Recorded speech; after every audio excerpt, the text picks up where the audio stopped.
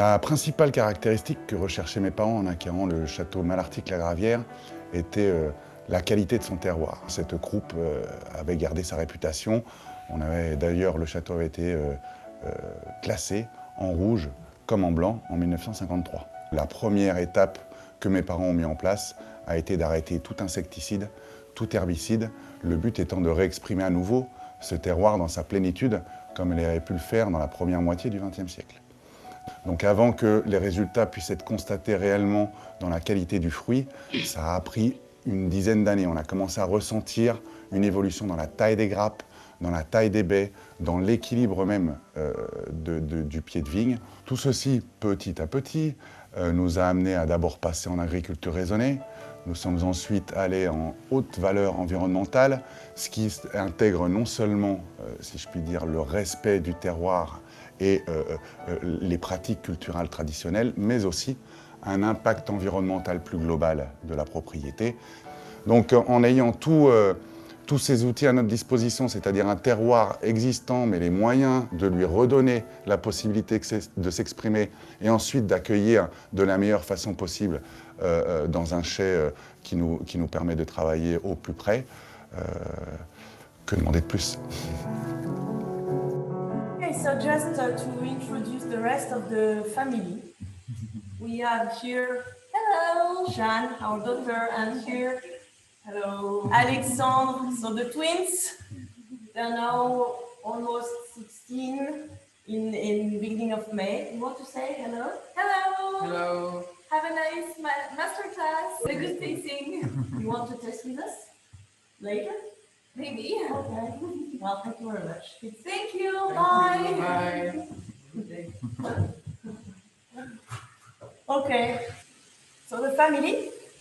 So you will all remember Michel and Alfred, so Jean-Jacques' parents, and Véronique, his sister. Well, the family, as you know, also, yeah, you can switch. Thanks. The location, Malartic-Lagraviere is like half an hour driving from the center of Bordeaux city. That is very nice for us. Very hard of the Pessac-Leognan appellation, so in the south of Bordeaux. Well, we all know quite well the area, so just for you to remember. Malartic-Lagraviere history dates to the 18th century when the family of the Comte de Malartic was owner of the Domaine de Lagraviere. So Domaine de Lagraviere, the name comes from the soil, the gravel soil that is very important for the quality of the wines and the specificity of the wines. And in 1850, Angèle Ricard, so the Ricard family, took over from the family of the Count of Malartic and decided to rename it on Domaine de Lagraviere on Chateau Malartic-Lagraviere in memory of the Count, a famous man, who was Amiral of the King of France and fighting against our great enemy at that time, the English. So the same family owned the estate during 150 years when the Champagne Laurent Perrier took over, and during a little bit more than 6 years, and then passed to my father-in-law. And so we start with the Malartic 15 reds. Could you explain why we start always with reds in Bordeaux when we are in the tasting? Yes, when we are in a tasting and there is nothing to eat, I would say, if you start with a white wine or champagne, for instance, I read a few quotes about Ruinart 2007 a few minutes ago. This will acidify normally your mouth, and when you have a mouth high in acidity, then it makes you feel the tannins harsh and tough. When reverse, if you start with red and follow with whites, then the acidity of the whites will easily clean the tannins of the reds and leave your mouth ready to keep on tasting on the whites. So the idea is to start with the first wine, the Malartic-Lagraviere Red 15, to continue the presentation and to pass to the second and so on, right? Yes, exactly. What is true also is that don't worry, if it's for dinner or for lunch, you can start with the white, what we usually do, and then follow with the red because you're eating. So the level of acidity of your mouth while you eat will level up. Voilà. This is the quality of a Grand Terroir. There are different types of structures of Grand Terroir, but Grand Terroir are the ones that are compensating, I would say, the extremes. And so when it rains too much, it has to be drainful enough, but when it's dry and hard for the vine, it needs to dispense water enough for these moments. For these moments too. So see, if we go to that first red wine, we're on 2015. 2015 has been a huge vintage here in Bordeaux, and more specifically in Right Bank in Saint-Emilion. The summer was a perfect summer, Bordeaux summer, 28 in the day, 12, 13 Celsius degrees in the night. Jean-Jacques and Severine, this is Eric. I thought I'd just take a little taste of these wines, but I have to say they're absolutely delicious, and as far as I can tell, ready now. So I will be finishing mine. Also, I wanted to say, if people have questions, the best thing to do is actually go to the chat room, ask your question in there, and both Colleen and Jennifer will be standing by to forward them verbally onto the Bonnie. We do have a question already in the chat, which I can share now, which is from Buck Lawson, saying that he's talking about how has the varietal composition of the Grand wine changed since 1997, and what percentage goes into the Grand wine versus the second one, especially given that the area under vine has increased so much over the past 20 years. Well, for the first question, since we took over, the percentage moved to Merlot in 97, and now since I would say 3 to 4 years, it's moving back to Cabernet. When we arrived,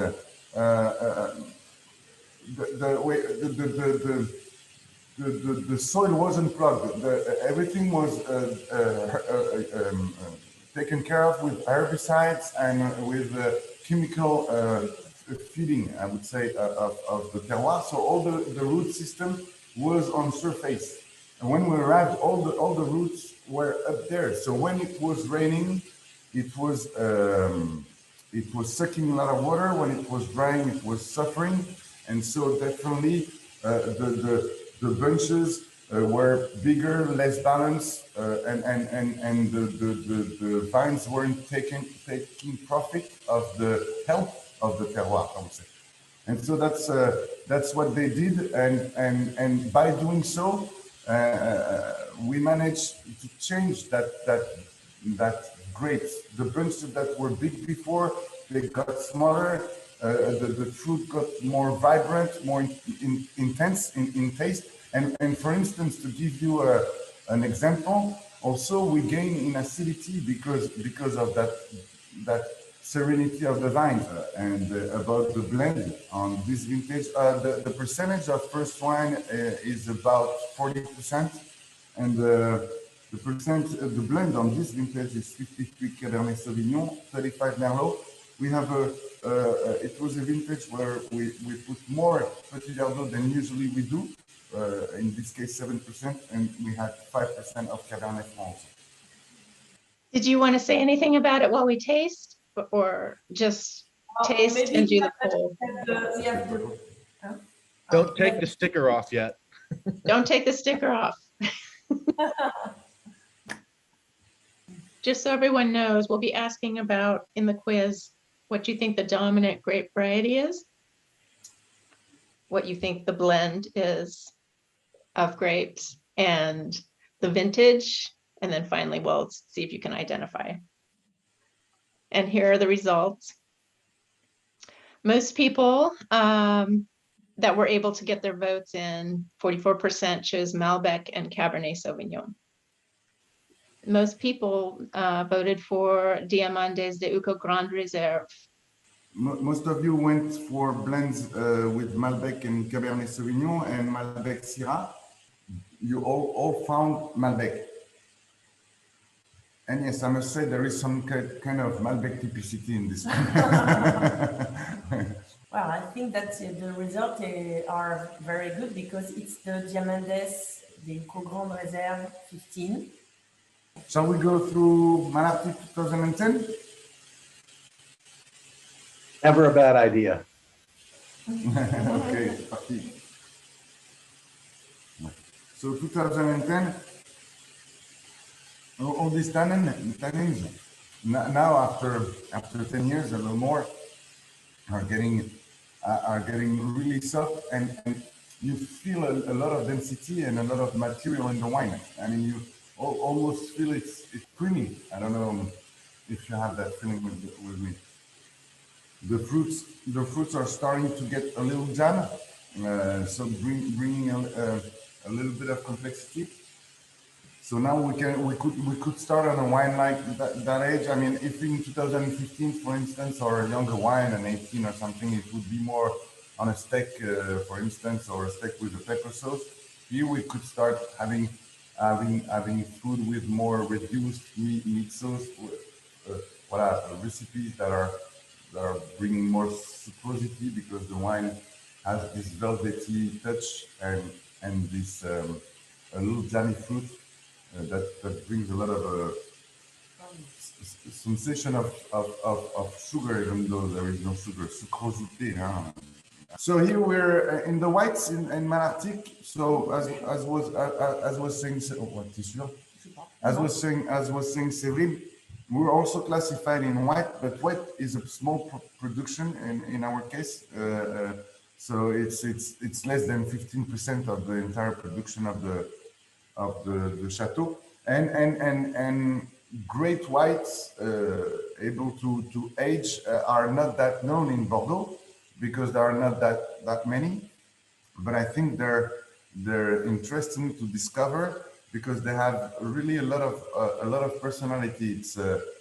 It's not comparable to anything else. In our case, we're mostly based in Sauvignon.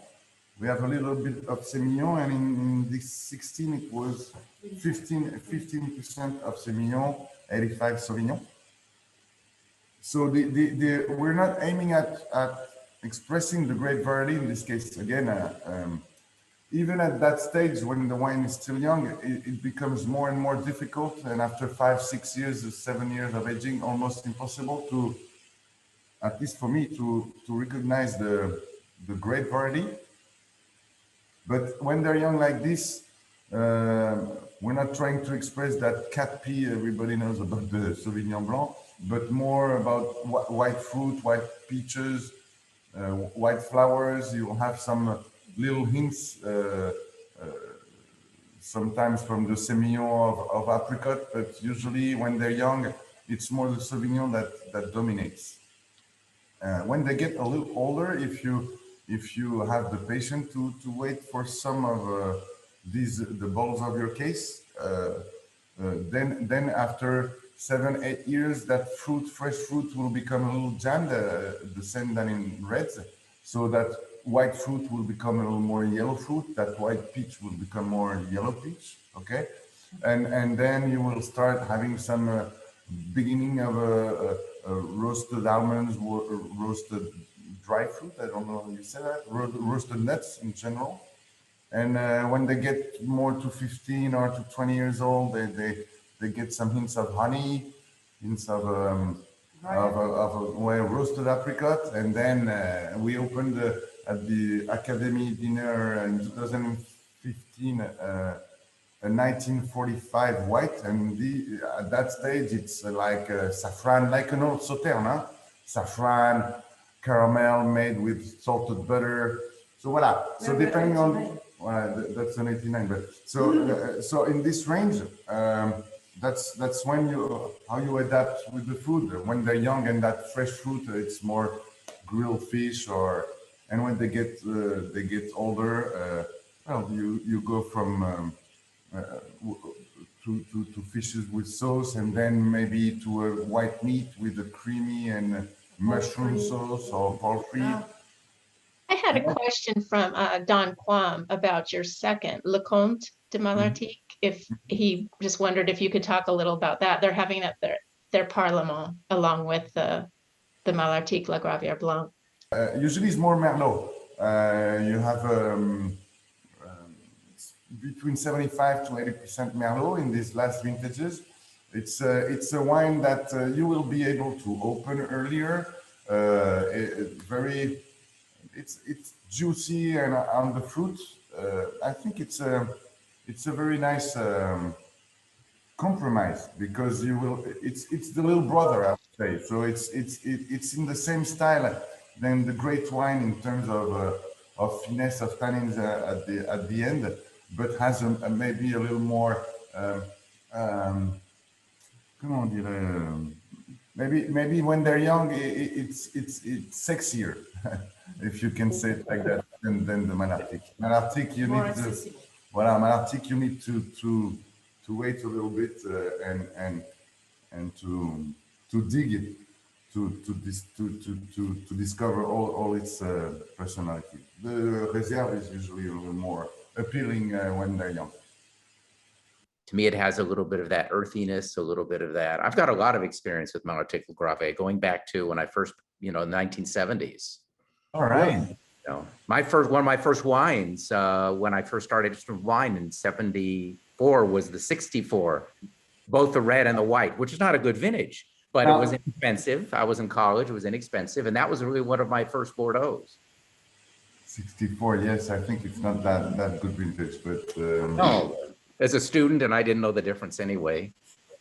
Well, Jean-Jacques, the most interesting thing about the 1964 white wine that you made, the Blanc, was the label, I think, which has Malartic-Lagraviere and the mirror image underneath it. So it's a very artistic label. I must ask you about that. It's right, Shisho. We had three vintages like this, if I remember well, and last one I think it was 64. And yes, because the owners of the chateau at that time, they were also producing mirrors actually, and in some big orders they were joining a few cases of Malartic kind of as a present for the good clients, I would say. Well, I would like to ask the group for comments on the white wine we tasted. I will say something about the white wine. As we were sitting here sampling and it got warm, it changed a lot as it got warmer and cooler, and then I recooled it. And what I got when I rechilled a bit and tasted it again was, and we sort of agreed, was almost a pear sort of a flavor. Not sweetness, but that kind of a very nice fruit. When I tasted it chilled, it was about as delicious a white Bordeaux as I've ever had. And then when it warmed, it seemed like it came apart. The semillon seemed to take a dominant role, and the two grapes for me separated. And I didn't care for it as much, and then I just gave it a little more time. And I think for me, the air did it some good, because it seemed for me to integrate back in quite nicely, and even warmer was quite lovely. John DeMoss, I'm the maître in Naples, Florida, and in our breakout group, we discussed the white more than probably anything else, and it was everybody's consensus that it's a wonderful white, and a common problem is finding a good Bordeaux white to start our parliaments before we get into the reds, and everybody's got some wonderful reds, but wonderful whites are a lot harder to come by, and this is one that I think all of us would be very pleased to utilize. Yeah, so it was a very pleasant surprise. If I can follow up on John's comments, and here Bruce Gover, Joe Gover from Dallas, we often have Malartic as our choice of whites So we're very familiar with it, and we have a number of great dinners with it. What would be your optimal drinking window for the Blanc or for any of the wines? I like for the whites. I like the way they're vibrant when they're young, but not too young, because when they're too young, they're a little tense. So I like them. If I have to choose one moment, I like them between 5 to 10 years, I would say, on whites. And on red, I would open now something from 1995 up to 2005. That's wider, but I mean, it's difficult to choose only one period to taste them. They have so many faces and so many moments. I tell you, with a pepperoni pizza, I opened in 2018, and with a lièvre à la royale, I opened a 1995 or an 82. And really, I will have a big pleasure, the same big pleasure with both of them. That's great. And given that we've now taken 2 hours of your time, and it's 10 o'clock or 10 p.m. In Bordeaux, I want to take a moment to thank you both for being with us, for being so informative and candid and friendly on these questions around Bordeaux and Malartic-Lagraviere. I'd like to thank the team, and I'd like to thank all of the commandeurs for joining us. And we'll do it again if you'd like. Thanks so much. More than happy. More than happy. Thanks. Okay. I saw Derek with the hat of Malartic also. He's not on my Screen now. Anymore, but I saw him with a Malartic cap. So when you come, you will also receive the cap if you want. Excellent. Thank you all. Merci. Good night. Merci. Thank you. Thank you. Bonne soirée, merci, au revoir. Au revoir, merci. Wow. Bye. See you soon. A bientôt. Bonne soirée. Bonsoir.